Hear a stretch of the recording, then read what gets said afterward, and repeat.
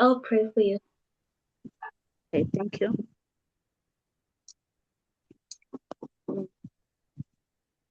Dear God in heaven, we thank you for this beautiful Sabbath day. Thank you for continuously guiding us and protecting us. In the things that we don't even know. Please be with us as you're about to open your word. Help and protect us. Help us understand your word so that we grow in spirit. I pray all this in Christ's name.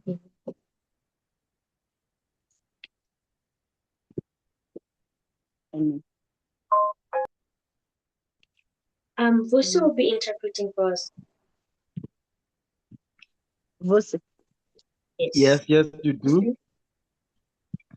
Okay. Vusi? Yes. How are you, Vusi? I'm well, thanks, and you? I'm well. Good. Okay. My lesson today is based on Revelation 18, verse 1 and 3.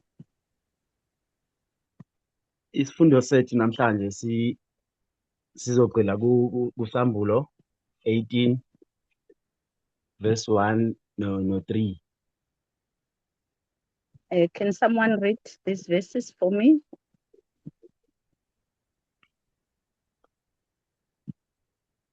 Okay, sicela ongasifundela lama verse.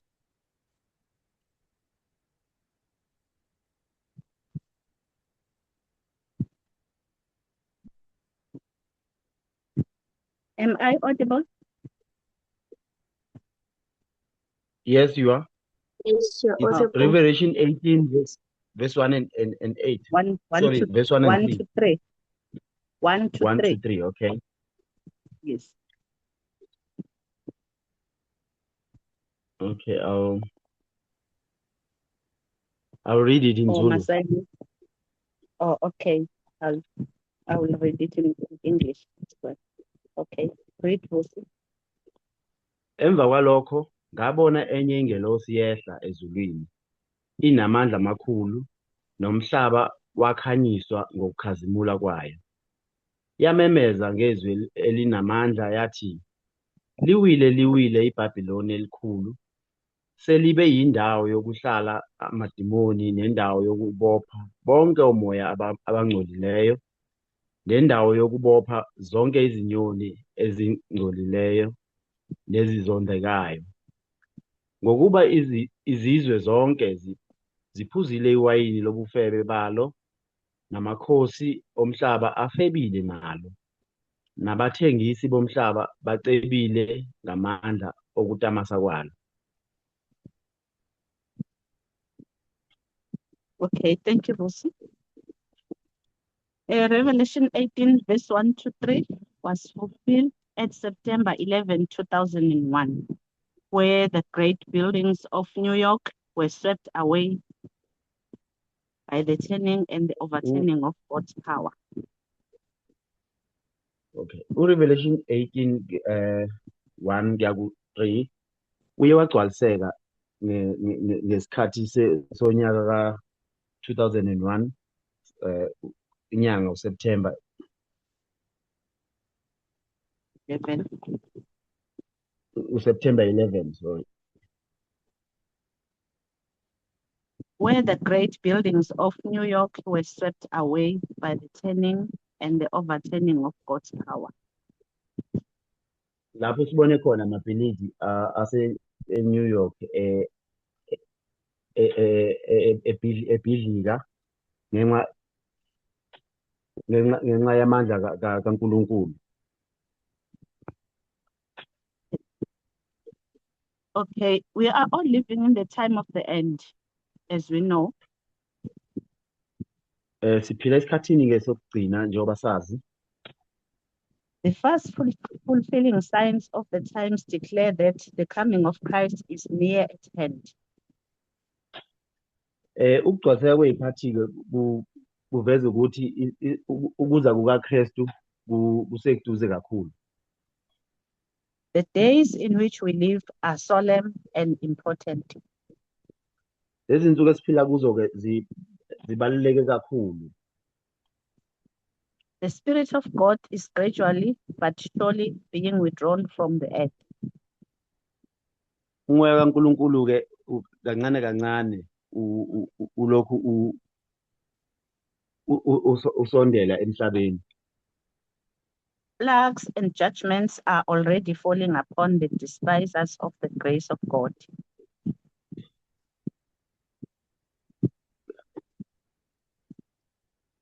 Oh, Plagues and judgments.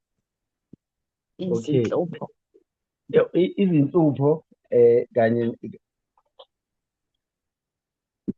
and judgments. izinhlupho kanye nokwahlulela kancane kancane kuyawela kulabo abangalaleliyo.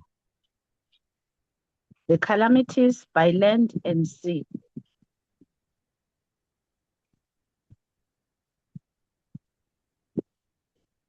Okay, ama-calamities kanye emhlabeni nasolwandle.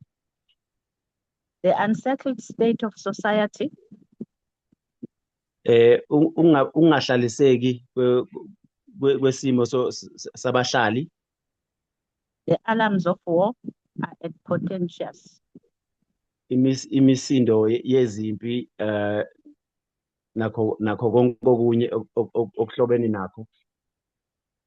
They forecast approaching events of the greatest magnitude.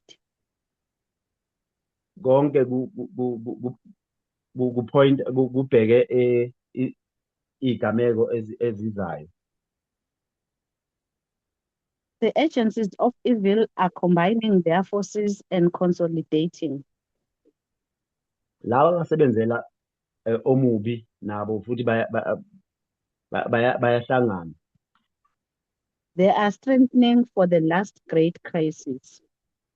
Nabo bayaziqinisa ngoba isikhathi bayaziqinisa nabo ngoba isikhathi sibaphelele.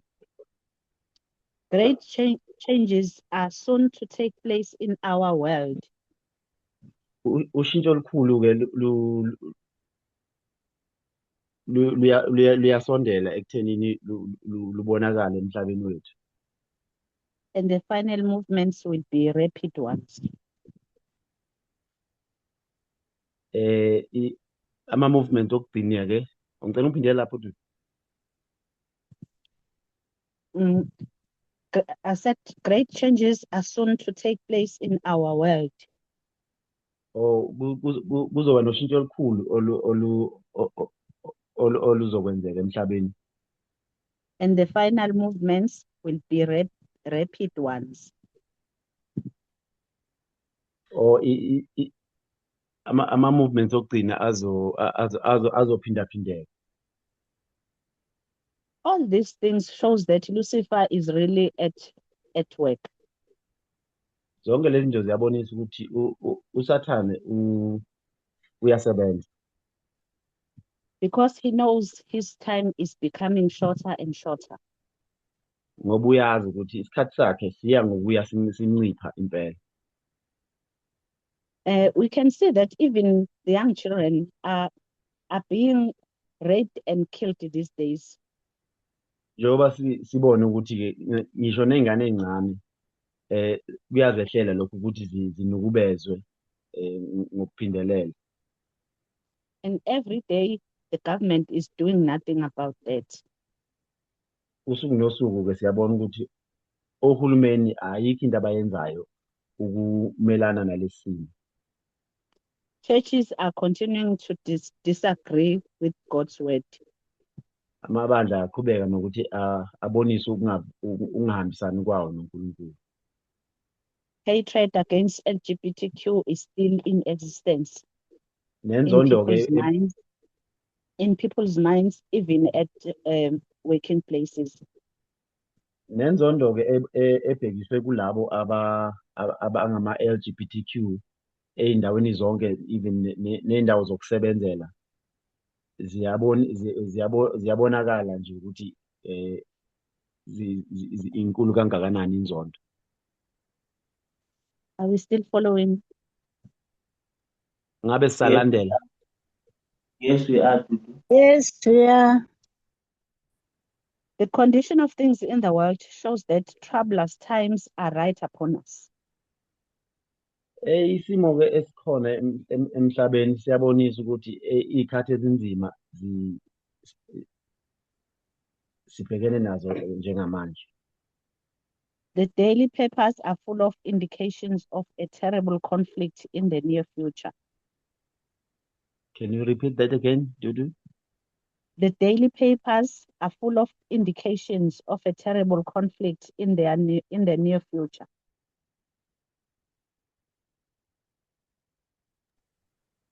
The Amaphephandaba. daily papers are full of indications.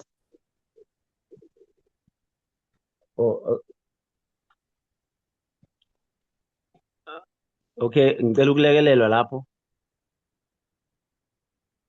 Should amaphepha onke agcwele izinto ezishoyo ukuthi there is a terrible conflict ezizayo in the near future. Angazi Okay, noma thanks. it makes sense. Yes. Yes, kuyayenza sense. Okay. Singalungisa lapha conflict nje sisho ukuthi iy'nxushunxushu lezo ezikhona. Okay. Bold robberies are of frequent occurrence. All robberies. Bold robberies.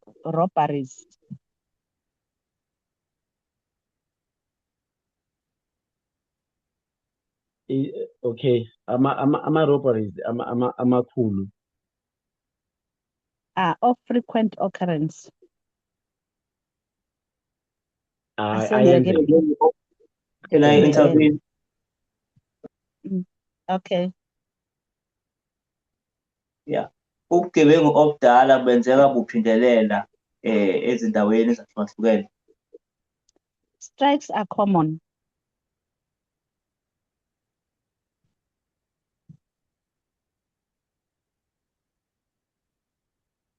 Uyaqhubeka lo kade interpreter no? No, Ngamadele. I was just helping. Okay, thank you. Okay. Strikes are Phinda le common. Impikisho ke isijwayelekile. Thefts and murderers are committed on every hand.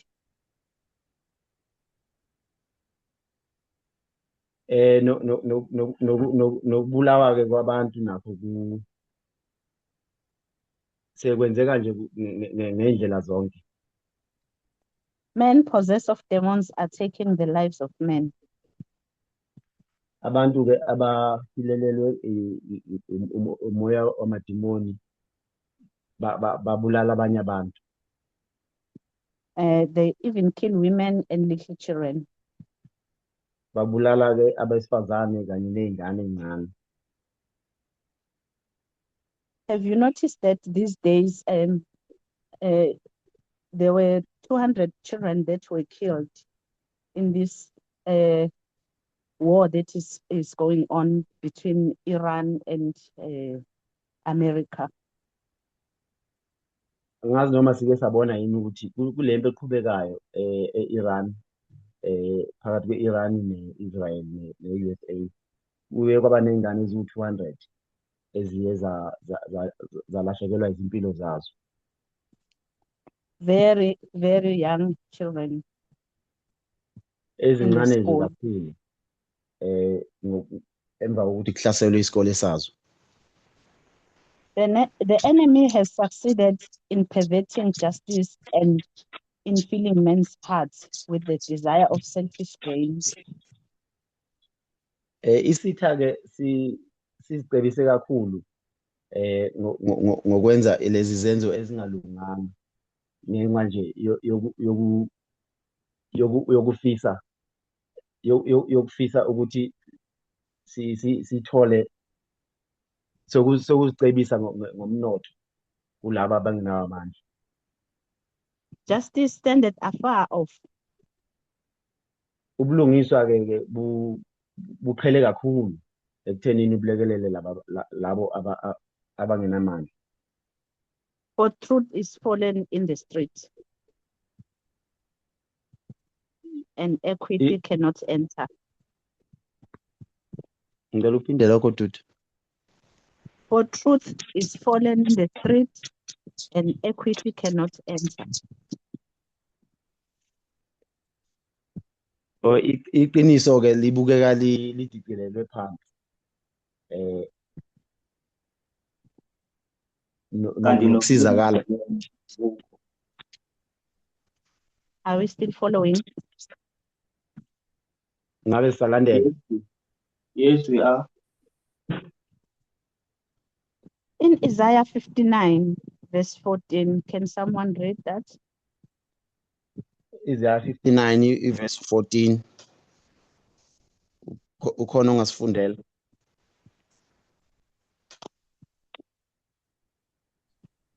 Yes. 59 verse 14.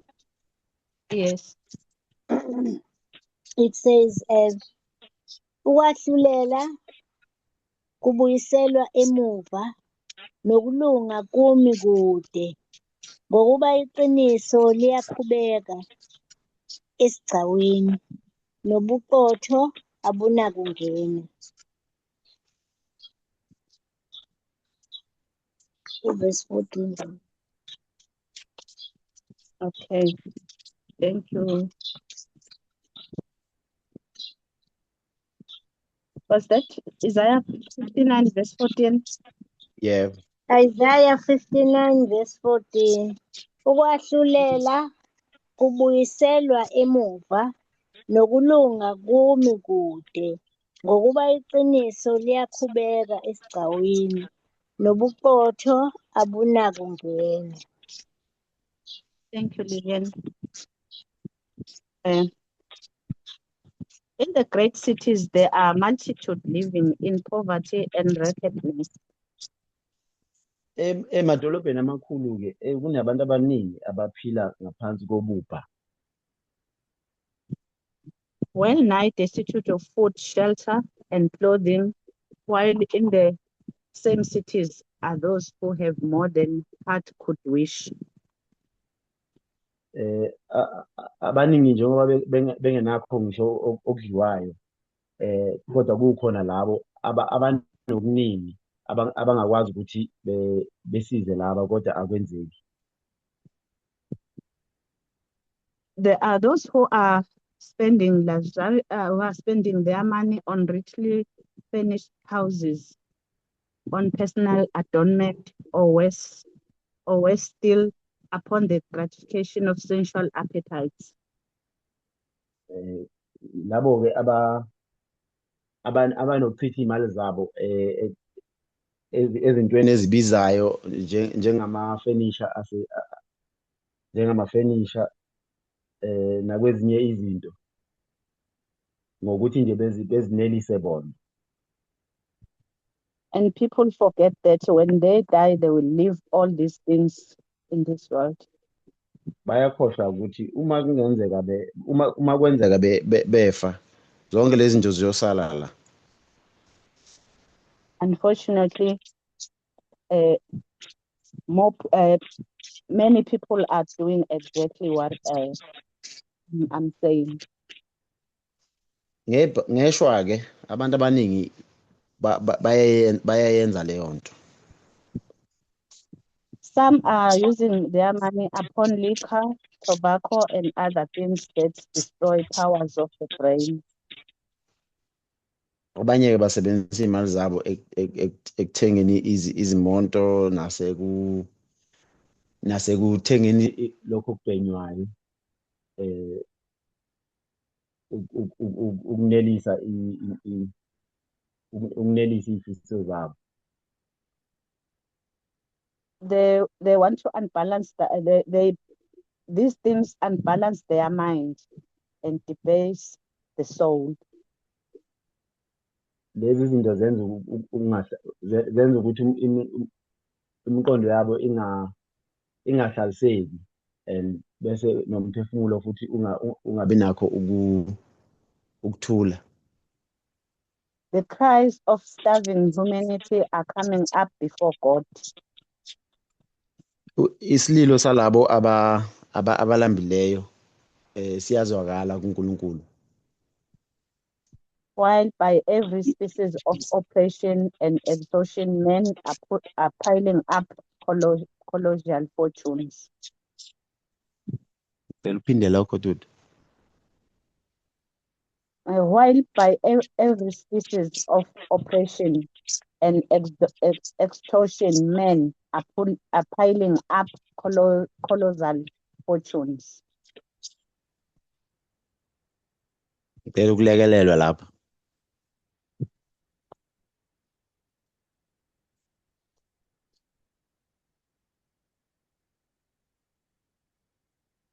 Can someone help this?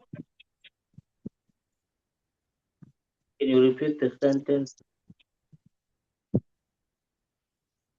The cries of starving humanity are coming up before God. Ukukhala ke ukukhala izikhalo zabantu ke ziyafinyelela kuNkulunkulu.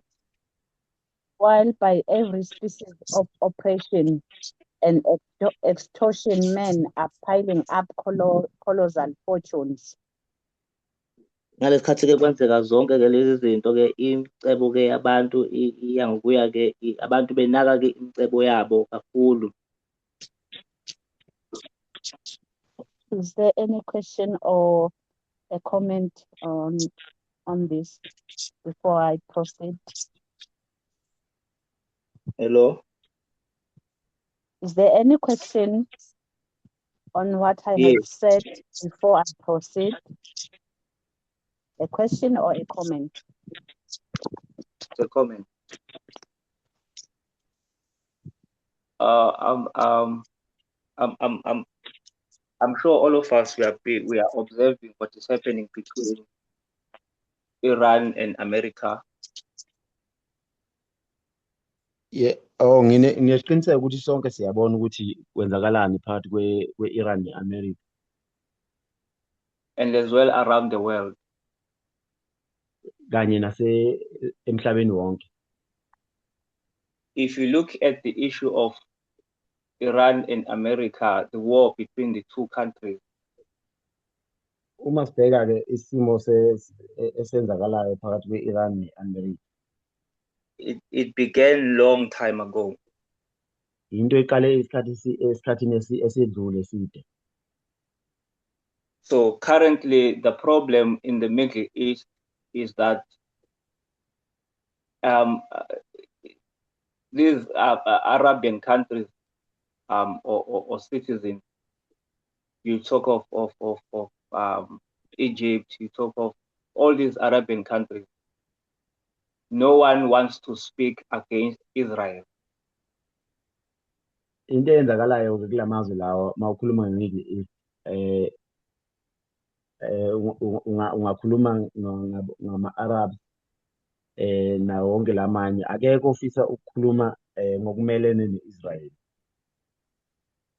So the Israelites wants to be the superpower of all the Middle East countries, your Lebanon, your Jordan, nobody speaks boldly bad about Israel.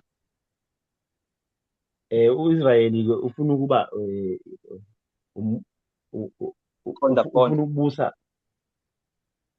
ufuna ukuba isikhondlakhondla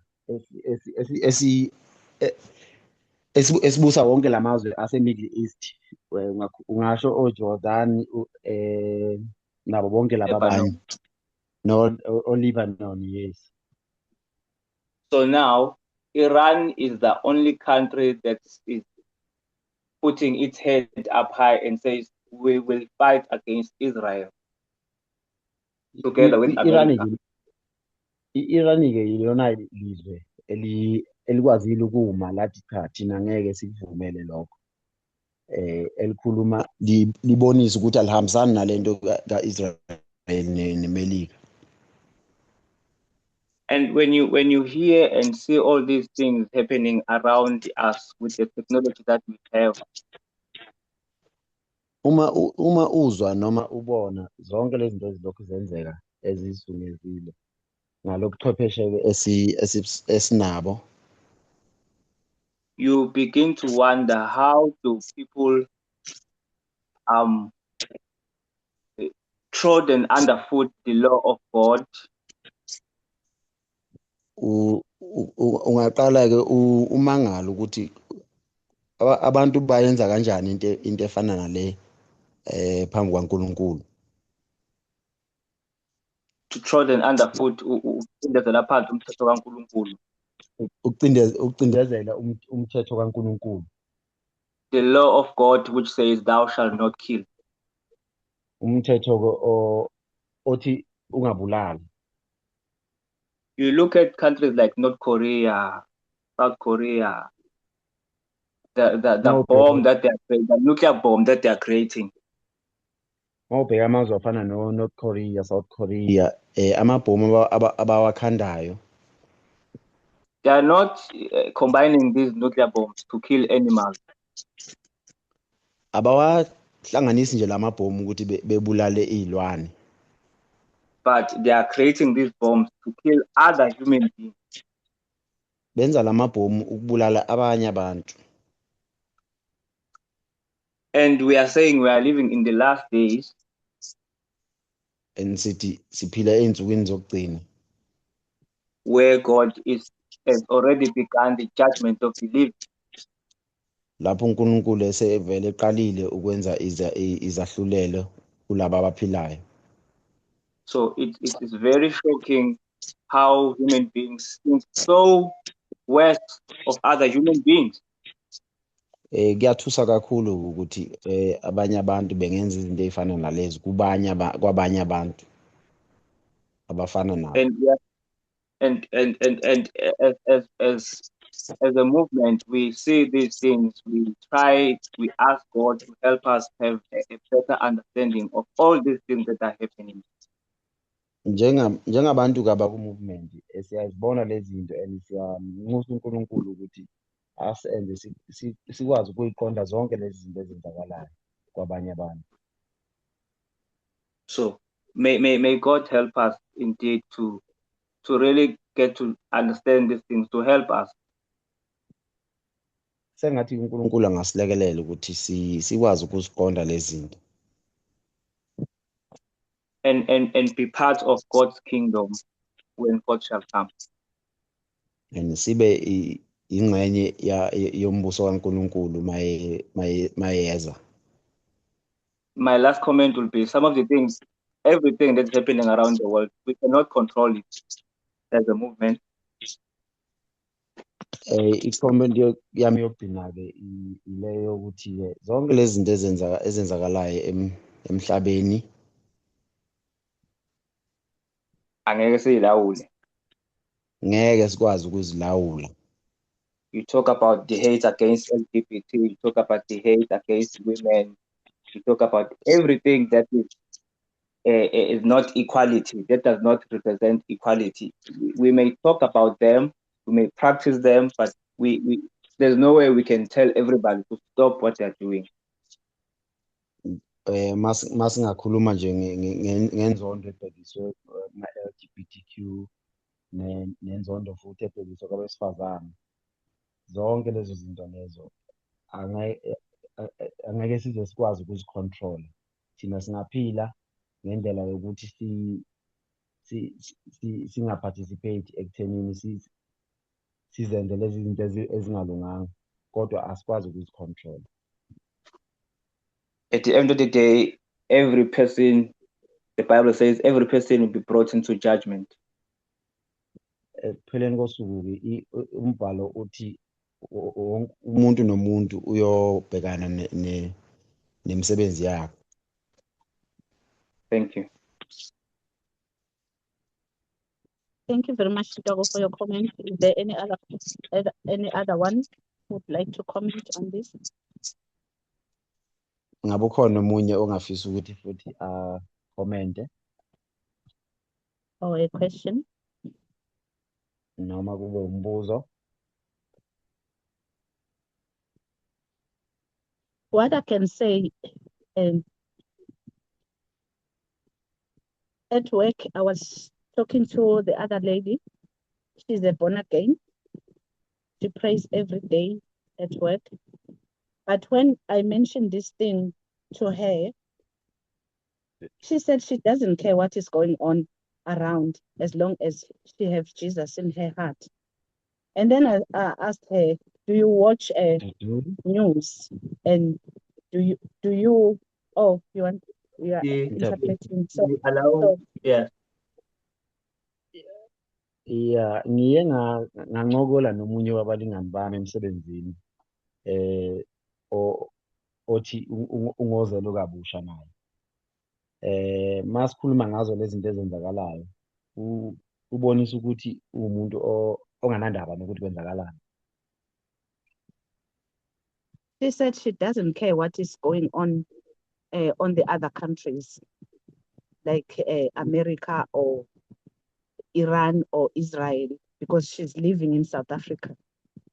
Kubeke kwacaca ukuthi akanandaba nokwenzakalayo kwamanye amazwe ngoba sazi ukuthi ko-America, Iran kunalempi ekhona eyenzakalayo la kufa khona abantu. Yena uthi akanandaba nakho konke lokho, uphila la eSouth Africa. Then I asked her, how are you going to know what is going around when you don't even watch news? Don't you realize that these things started long time before ago, and these things it does affect us as South Africans. Ngiye ngambuza ukuthi njengoba uthi awuyibuki ney'ndaba uyobona kanjani ukuthi kwenzakalani khona la eduze kwakho-ke uma umuntu ongazilandeli iy'ndaba. And then she said, you are going to tell us when to run if we need to run. Hhayi, bese yaphendula ukuthi hhayi wena phela ositshela konke lokho. And then she said to me, hey, you like commenting about Trump. You love Trump. I said, I don't love Trump. I'm mentioning the bad things that he's doing. Uye wathi-ke ngiyathanda ukukhuluma ngo-Trump, okusho ukuthi ngiyamthanda uTrump. Ngase ngimbonisa ukuthi no, akusikho lokho ukuthi ngithanda yena. Ngikhuluma ngezinto ezingazinhle ezenziwa uTrump. And then she said, I like news very much. She Wasethi-ke doesn't ngithanda, like news. wathi ngithanda iy'ndaba kakhulu, yena akayithanda iy'ndaba. Yeah, that's what happened at our workplaces. The people who are going to church, people who are calling themselves God's people, they don't care what's happening to other people. Ya, yilokho-ke okuye kwenzeka emsebenzini. So abantu abathi abantu abakholayo nabathi bayakhonza abanandaba nezinye izinto ezenzakalayo. Yeah, that's what I wanted to comment on the study that I'm doing today.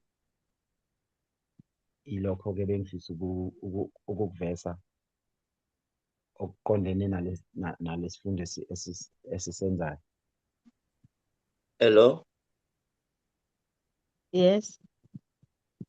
Just a quick comment on what you are saying, Keith, that the problem with most born again Christians, as they call themselves, Inkinga-ke ngabantu bazelwe kabusha njengoba they don't study. abazifundi iziprofethi. They are holding on to ideas or ideologies that Christ will prosper them in this sinful world. Babambelele-ke embonweni yokuthi uKristu uyobabonelela kuleli zwe elonakele. Yes. iyobaphumelelisa. Yes. To them, the gospel is a gospel of prosperity.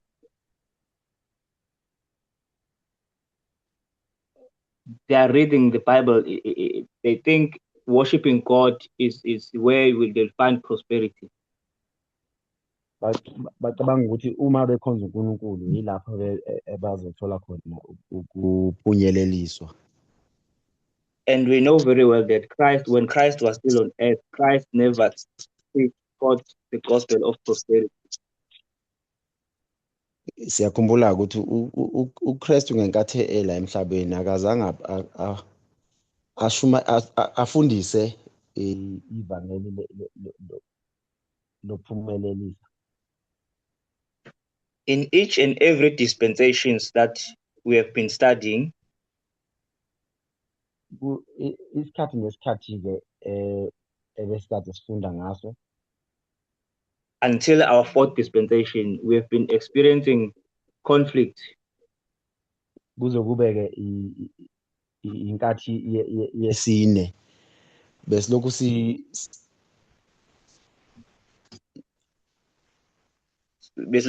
sibona ukunqushu.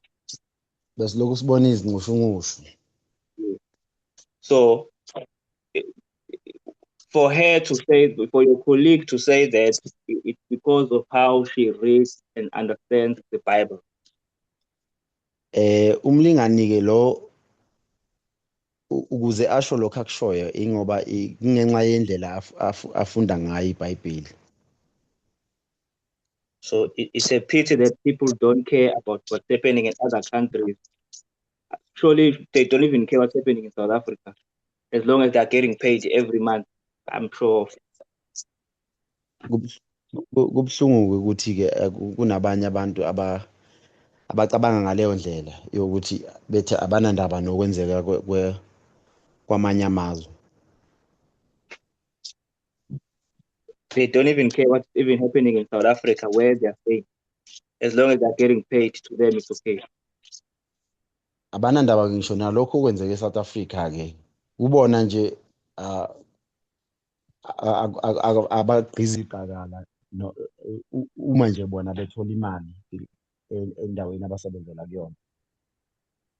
So we are the only church or fellowship, if I may put it that way, that understands what is going on in the world, because even the nominal church, they think they know, but they don't. Ithina kuphela-ke njenge-fellowship noma njengebandla esibonisa ukuthi siyayiqonda yonke lento eyenzakalayo ngoba uma nje ungabheka nalapho esiphuma khona kwi-nominal church bacabanga ukuthi basayibambile kanti sekonakele. In closing my comment, I have a lady whom I knew very well. She's a very firm nominal Adventist lady. Sengivala nje kunomunye owesifazane engimaziyo osebandleni le-nominal. Whenever she has conflict, whenever she doesn't understand anything, she will come to me and ask. Ngaso sonke isikhathi-ke makukhona angakuqondisisi kahle unakho ukuthi asondele eze kimi. But she's very reluctant when it comes to the deeper learning of the truths. Ngicela uphinde leyo. But the problem is she's very reluctant when it comes to studying the real truth. Yeah, unakho ukuba manqikanqika uma kuziwa ekufundeni iqiniso. So my point is, some of them they can see shallow of what is happening. Yeah, abanye babo-ke banakho ukuthalalisa ezintweni ezenzakalayo phambi kwabo. Yet they say that they neither lukewarm nor hot. Yebo, nakuba bebona ukuthi abasabandi abasashisi. She sometimes complains that they don't study anymore in the Netherlands. Kwesinye isikhathi kuya ekhononde ukuthi abasenakho ukutadisha. And may God help us as members of the movement to be lenient with them. Ingathi uNkulunkulu angasisiza ukuthi sikwazi ukubabekezelela. Clarify whatever they want to be clarified of. Sibacacisele noma ngabe yikuphi abafisa ukucaciselwa kukho.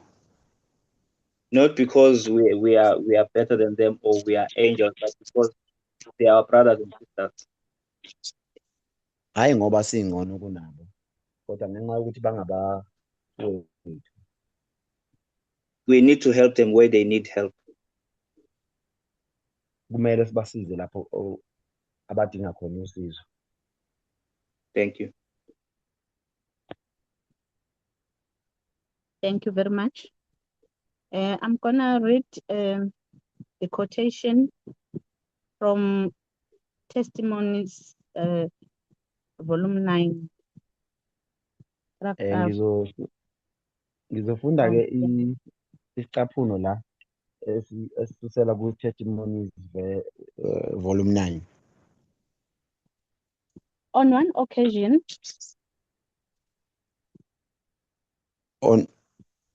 Dudu uzofunda and then bese uya summarize. oh, okay. On one occasion, when in New York City, I was in the night season called upon to behold buildings rising story after story towards heaven.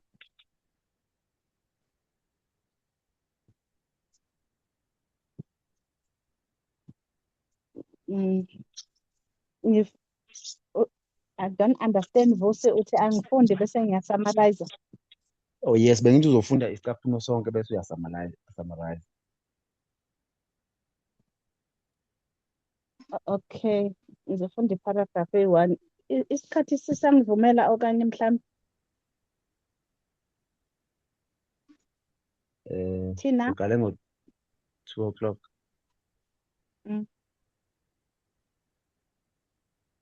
I don't know. Yes, Tina. Does the time still allows me, or when must I stop?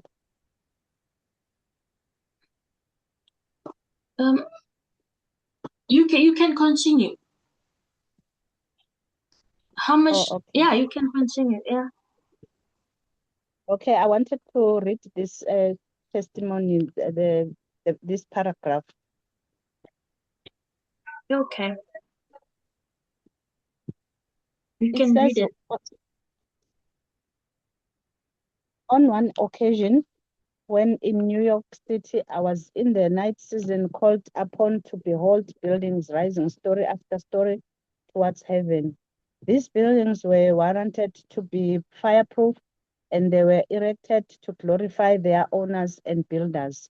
Higher and still higher, these buildings rose, and in them the most costly material was used.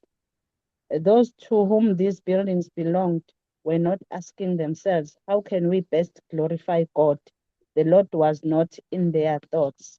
That is Testimonies, volume 9. Ileyo incwadi ifundiwe Testimonies volume 9. And then Ellen White says, I thought, okay, sorry. And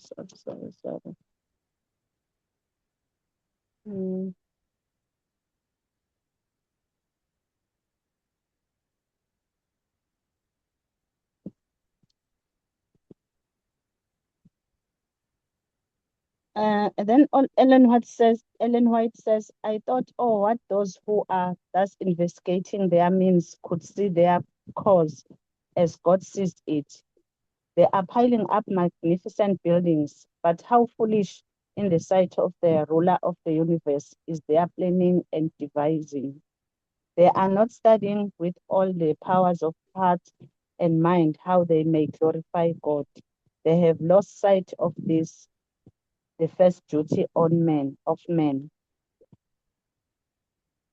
It's Testimonies, volume 9, paragraph 12.2. Leyo-ke incwadi ngiyifundile Testimonies 9 volume 9 paragraph 12 .2. paragraph 12.2. And she says, as these lofty buildings went up, the owners rejoiced with ambitious pride that they had money to use in glorifying self and provoking the envy of their neighbors.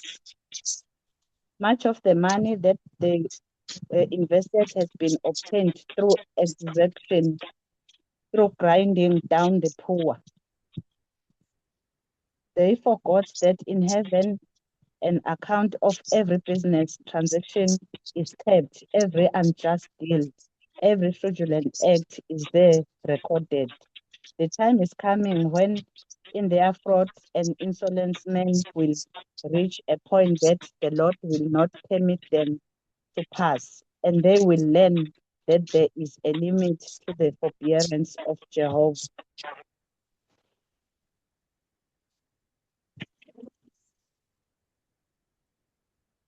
That was still the testimonies.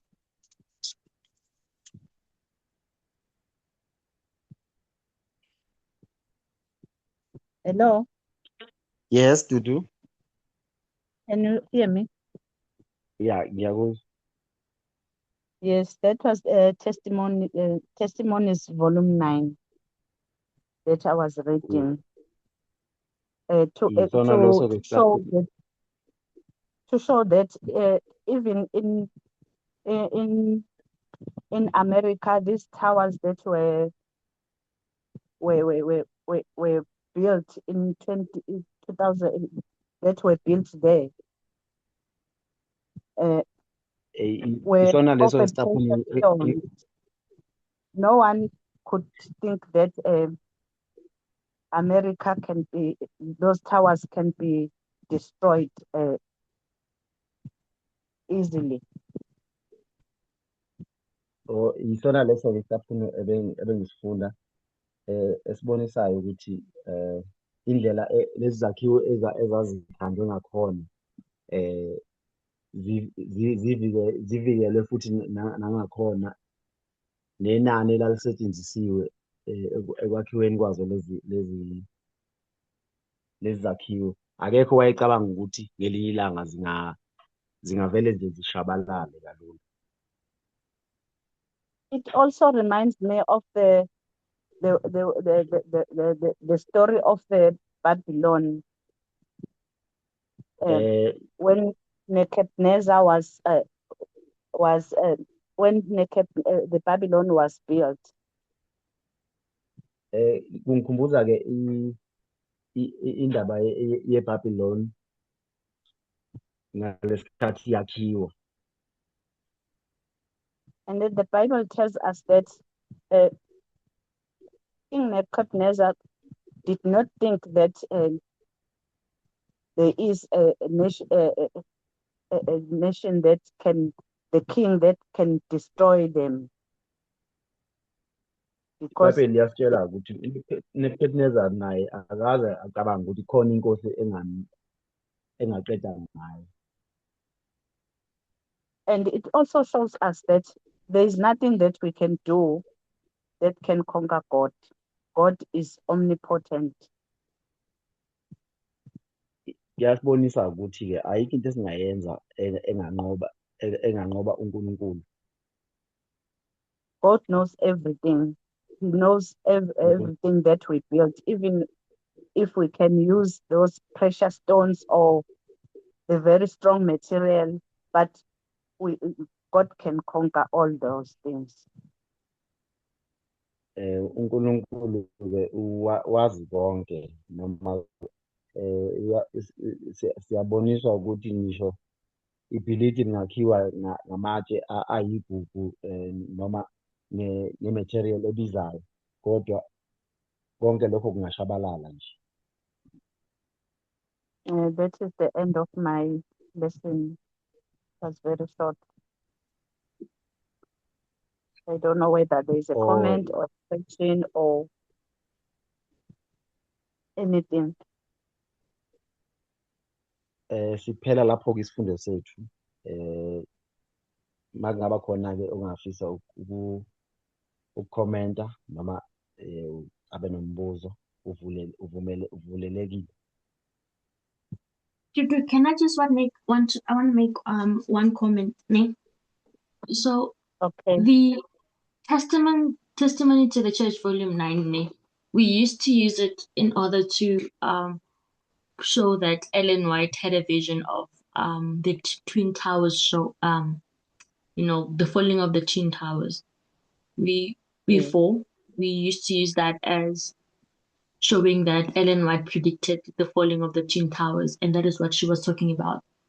Elder Paminda, there's a presentation he made a couple of years ago where he shows that what Ellen White couldn't predict, something that was going to happen 2,200 years after she died. And he showed that Ellen White in this testimony to the church, Ellen White was talking about something totally different. She wasn't talking about the Twin Towers and the falling of the Twin Towers. We just misapplied this and read it surface leveled, and so it actually matches what happened in America. So Ellen White must have been talking about that thing. But when you look at it and really read it, she was talking about a different event. I don't remember what event was that, but there's an event that she was talking about. It was not the 9/11 thing. Ellen White did not predict 9/11 because that happened 200 years after she died. I'm gonna look for the presentation, but Elder Pamanda showed that it's impossible we used this scripture wrong. In a sense, we say that Ellen White predicted 9/11 using this scripture. But yeah, I love the presentation. I just wanted to put it out there that this Testimony to the Church, Volume 9, it doesn't necessarily talk about 9/11 and the building falling. It was just it was a coincidence. And we just took it and misapplied it. Yeah. Okay. That's Uthina all. lapha uzama ukucacisa mayelana nesitaphula esifundile u-Testimonies 9 uvolume 9 12.2 ukuthi esikhathini esiphambili besinokusebenzisa njenge-prophecy, njenge-prediction Ellen White ayeyenza mayelana nesigameko sango September 11, 2001. Uyaveza-ke la ukuthi u-Elder Pamanda useke wabuya wazocacisa leso simo leso ukuthi ngathi asiyisebenzisanga kahle leso sicaphuna. U-Ellen White wayenga-predict mayelana nama-building lawa eNew York njengoba besisho thina. Kube nje into eqondanayo ngoba uma usuyifundisisa kahle iyabonisa ukuthi ikhuluma ngesinye isigameko okungesisona lesi ebesisisho thina ukuthi isona. Ilokho ade zama ukukucacisa uthini. Hello. Hello. Yes. Hello. Yes, go ahead.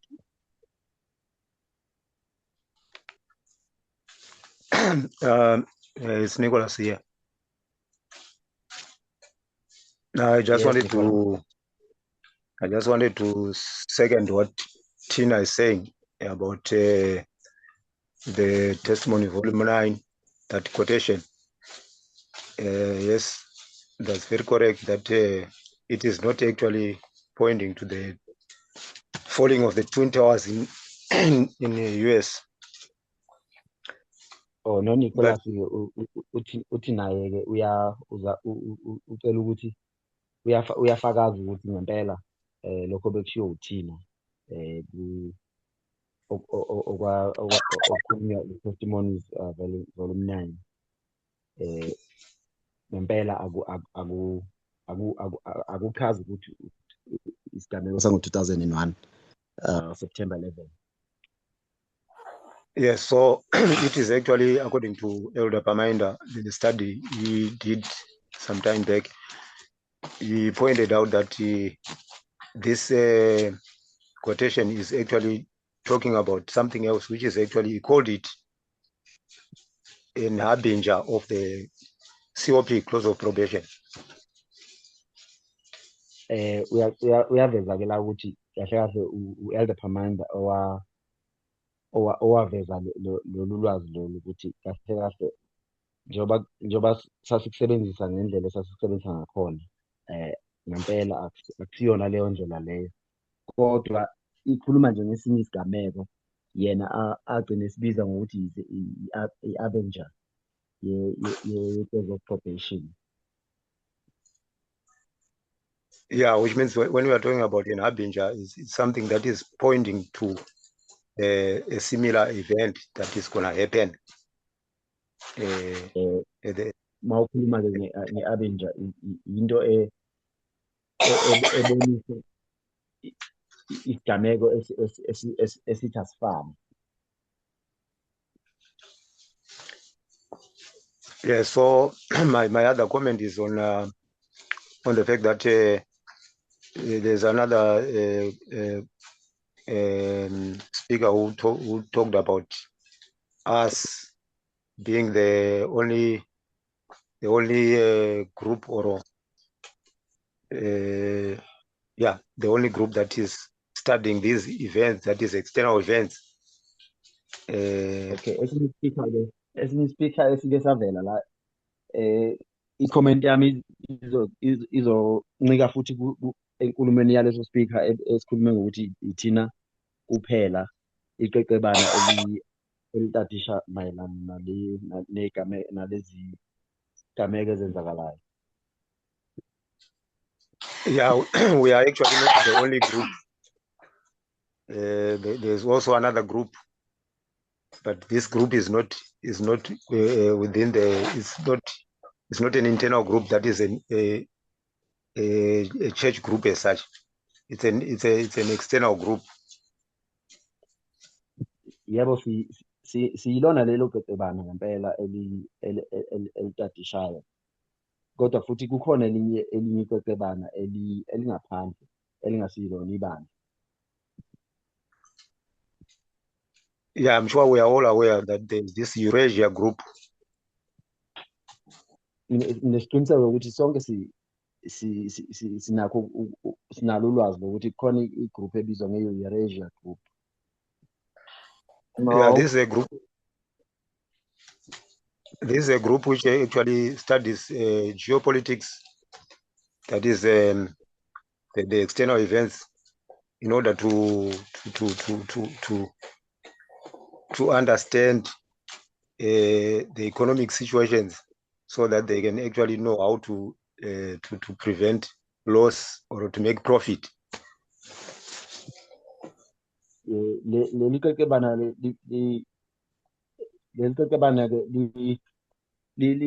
lifunda kakhulu ngey'fundo ezimayelana nezomnotho, ukuqonda mayelana nokuthi yini okumele yenzeke ngazo iy'gameko zangaphandle lezo. Yes, then we, on the other hand, we are studying the same geopolitics in order to understand prophecy. That is the fulfillment of Bible prophecy. We actually see that it goes hand in hand with the geopolitics. Ngakwelinye icala siyayifunda i-geopolitics, kodwa okwethu ukuthi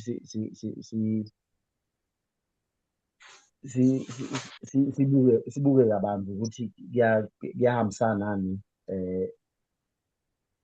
It's prophet. Nesiprofetho, yes.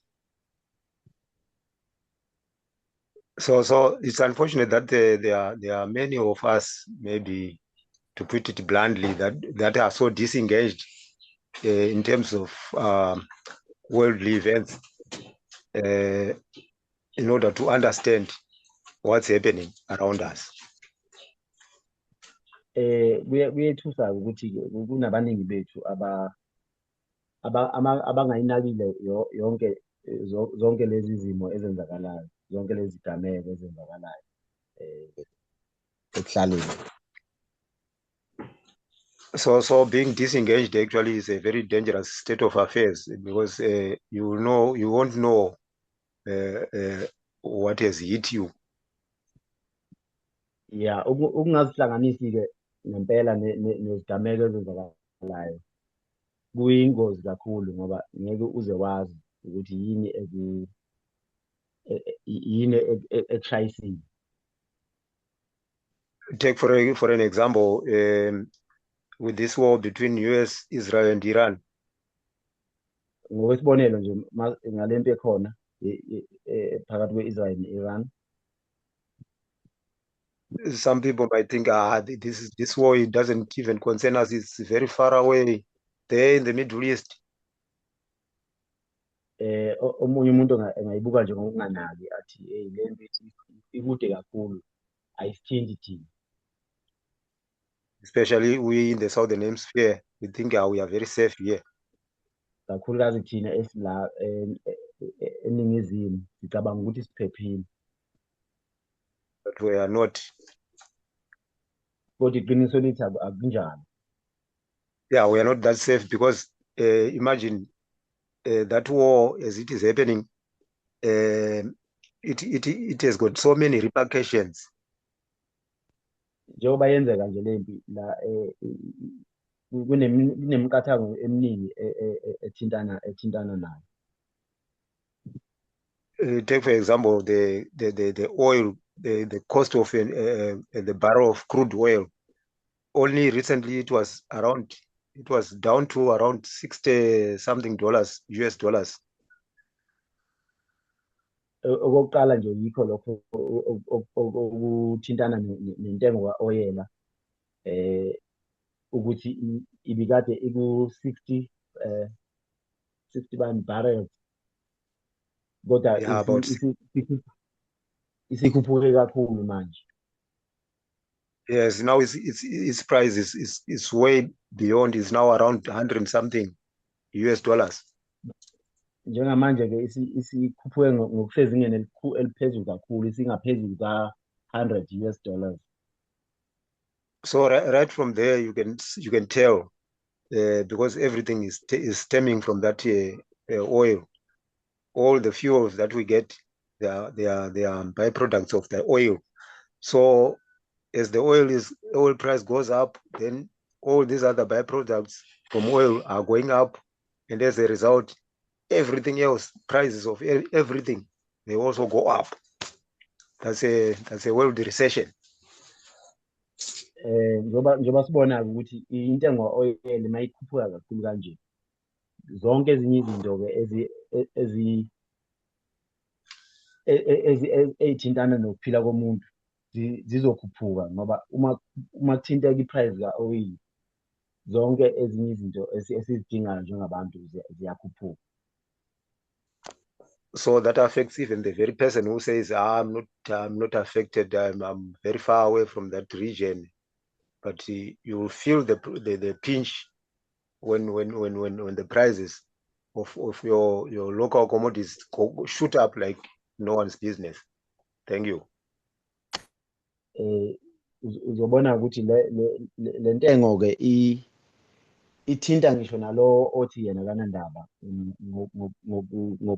ngokubuka nje ngokunganaki ukuthi ngoba le nto ilekile, kodwa ngentengo nje ka-oyili iyathinteka kakhulu, ngoba la uhlezi khona uma kunyuka intengo ka-oyili, zonke ezinye izinto eziyimgogodla yempilo ziyakhuphuka.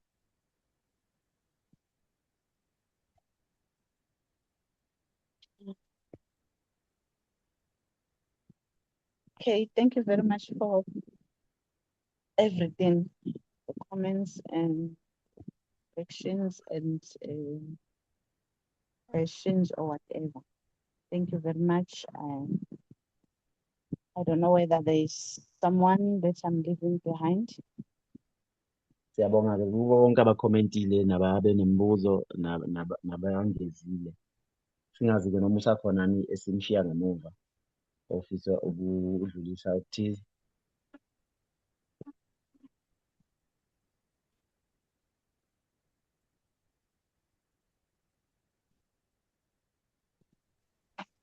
Hello? There is no one. Oh, okay. Yes. Just a quick comment to say it's very interesting that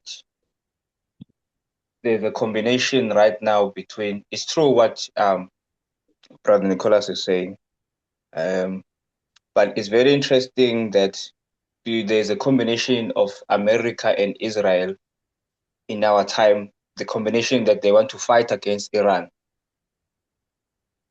Lokho okuveza uFowethu Nicholas kuyiqiniso ngempela, and kuyathathekisa-ke nalokhu esikubonayo ukuhlangana kwe-America ne-Israel belwa ne-Iran.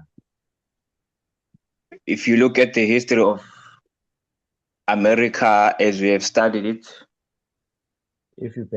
Uma ubheka-ke umlando weMelika njengoba besikade sifunda ngayo, if you look at the Israelites in the ancient times, how God has chosen them, how America began, how God blessed America. uma ubheka-ke indlela uma ubheka u-Israel wasendulo owakade uyisizwe esikhethwe uNkulunkulu, bese futhi ubuya uzobuka iMelika nayo njengoba sazi ukuthi nayo futhi iyizwe elikhethekile nayo. You look at the Seventh-day Adventist Church is coming from America. Ellen White was born in America. She's well known in America. Uma ubheka nje konke ukuthi ngisho nalo ibandla le-FDA lasungulwa khona eMelika, naye u-Ellen White uzalelwe khona e-America. Konke nje kususelwe khona le eMelika. You remember Elder Jeff is from the United States as well. So khumbula futhi nomdala uJeff ukuthi uvela khona lapha e-United States. Yes, and when you combine all these things, you for me it's like I'm dreaming. Uma ukuhlanganisa konke lokhu kimina kufana kuba ngathi ngiyaphupha. How America has turned out to be opposite of what God has intended for them. Same goes with Iran, with Israel. Ukuthi i-America iguqule kanjani lokho obekufanele ngabe iyikhona njengalokhu Israel naye futhi waguqula lokho uNkulunkulu ayekade evusele khona. And how God has been implementing the movements with each and every dispensation, from the first dispensation to our last dispensation, which is us, the last movement. Njengoba uNkulunkulu ubelokhu esivezela i-movement eyihola ngendlela zonke kuze kube kulesikhathi sokugcina. You can see that people are cruel in a fashion that it has never been seen in the world. Uzobona ukuthi-ke indlela abantu asebenonya ngakhona sekungaphezulu, sekukhule ngale ndlela yokuthi basesimeni lapho ongakazi uyisibone khona. Like Nicholas is saying, the issue of oil, the war between these two countries, it doesn't only affect America and Pakistan and whatsoever, it affects the world. Njengoba noNicholas ade esho-ke ukuthi le ndaba yentengo ka-oyili ayithinti nje kuphela labo abasempini, kodwa wonke umuntu iyamthinta le nto. So I think it's an answer to your colleague, Dudu, that she can't say, I'm not interested in what's happening in other countries, because she's one way or the other, she's going to be affected herself and her family. Ngibona-ke kuyimpendulo enembile leyo Dudu kumlingani wakho, yena othi akanandaba nokwenzakalayo le, ngoba lokho esikhuluma ngakho manje, intengo ka-oyili iyamthinta noma kanjani. Yes. So may God really help us to continue see these things in a prophetic eye and to understand them, give us wisdom as the last generation. Sengathi uNkulunkulu angisiza ekuthenini sikwazi ukuziqonda zonke lezi zinto, siqhubeke nje sime kuze kube sekugcineni, njengoba singabantu futhi abayizizukulwane sokugcina. Because God is trusting us the same way God trusted these other prophets from different dispensations, that they will continue with the work.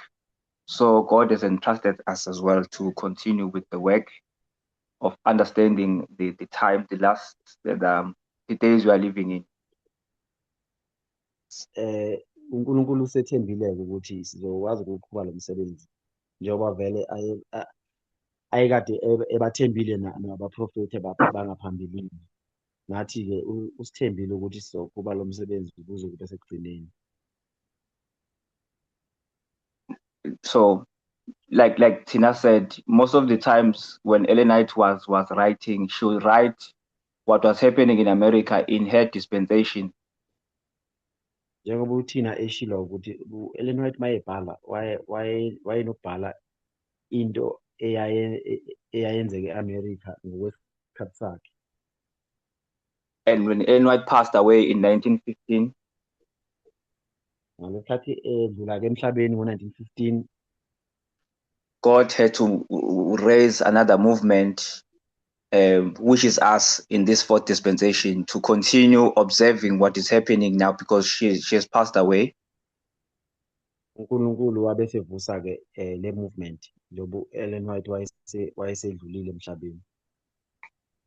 So may we really serve, may we really observe, may we really do what we are supposed to do in order to understand and to be part of God's kingdom, which is the everlasting God's kingdom. Masibeke abantu abazokwenza lokho kufanele sikwenze ukuze sibe abantu abazoba ingxenye yombuso kaNkulunkulu. Thank you. Asibonge. Thank you very much for all the comments. And the questions and the additions. Thank you for everyone. I'm also blessed that I'm in this movement, because I remember long time ago when I was young, Iran and Iraq were fighting. I didn't know that it concerns me, because I never studied history at school. I didn't like history, and I didn't understand that the Bible is a history. So I'm happy that now I know what is going on, and I know ukuthi kanti into ezenzakalayo nami ziyangithinta. I also thought, oh, it's going there, it's happening there, not around me. So I'm happy to be one of the movement and trying to understand what is going on. Amen. Siyabonga-ke kubo bonke abathe bakhomenta. Nami-ke ngisakhula ngangingaqondi ukuthi kwenzakalani ngoba ngiyakhumbula ukuthi kwakukhona ukulwa phakathi kwe-Iran ne-Iraq, kodwa nje ngiyibona njengento engangithinti. Kodwa njengamanje ngiyabonga ukuthi ngikule movement and konke lokho okwenzakalayo ngiyafunda ngakho njengomuntu obengakaze ayenze iy'fundo zomlando, futhi ngangingayithandi-ke kwayona i-history leyo. Kodwa njengamanje ngiyabona ukuthi ibaluleke kakhulu ngoba kulesi sikhathi iyona esebenza kakhulu ekuthenini sikwazi ukuqonda izinto ezenzakalayo emhlabeni wonke nokuhambisana-ke ne-prophecy. So ngiyabonga kakhulu nje ukuthi ngikule movement, nami ngiyingxenye yabafundi abakhona abakhula nayo i-movement. And I'm still learning, and I'm still gonna learn more. Thank you. Ngisafunda futhi and ngisaqhubeka ngiyafunda.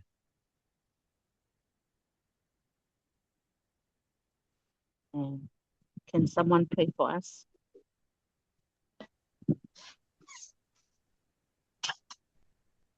Okay, I'll Can you pray pray Dudu. for us? All right, Jose.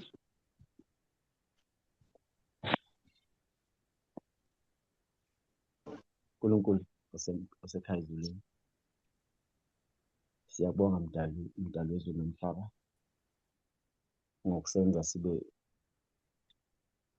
isizukulwane esikhethekile, okuyizizukulwane sokugcina, ukuthi zonke iy'profetho zigcwaliseka ngesikhathi sethu. Singofakazi-ke Jehova kulesi sikhathi ukuthi sibonile futhi sizwile okwethu-ke okumele sikwenze ukuthi siziphozishine, sizibeke Nkosi kwi-position ezosenza sifaneleke ukuba sembusweni wakho, ngoba zonke lezi zigameko kulowo nalowo ofundayo nohlakaniphile ziyamlekelela ukuthi angabulali ubuthongo obuzomenza ukuthi umyeni uma efika amfice engakulungele umhlangabeza. Siyabonga-ke nangalesi sabatha elikhethekile. Siyabonga futhi nokubusiseka ngazo zonke iy'fundo ey'khona nesezidlule kuzona. Siyacela futhi ukuthi uqhubeke Nkosi usibusise, isabatha lisaqhubeka. Busisa Nkosi namalungu e-movement wonkana, uwaqinise njengoba kuney'ngqinamba ey'ningi ey'phuphuthekisa ingqondo ukuthi zingakhoni ukuqonda Nkosi iqiniso lakho njengoba linjalo. Iminako yaleli lizwe nazo zonke iy'gameko ey'khona ezenza ukuthi kugcine kube nokuvilapha nje kumuntu nomuntu ukuthi ayisondeze kuwena Nkosi. Siyacela-ke Nkosi ukuthi lowo moya lowo uwuxoshe, ungabi naso isikhala futhi ungabi nayo indawo kule movement. Siqiniseke Jehova ngomoya wakho engcwele ngamunye ngamunye, sisaqhubeka Nkosi sisathokozela isabatha ngoJesu Kristu siyakhuleka, amen.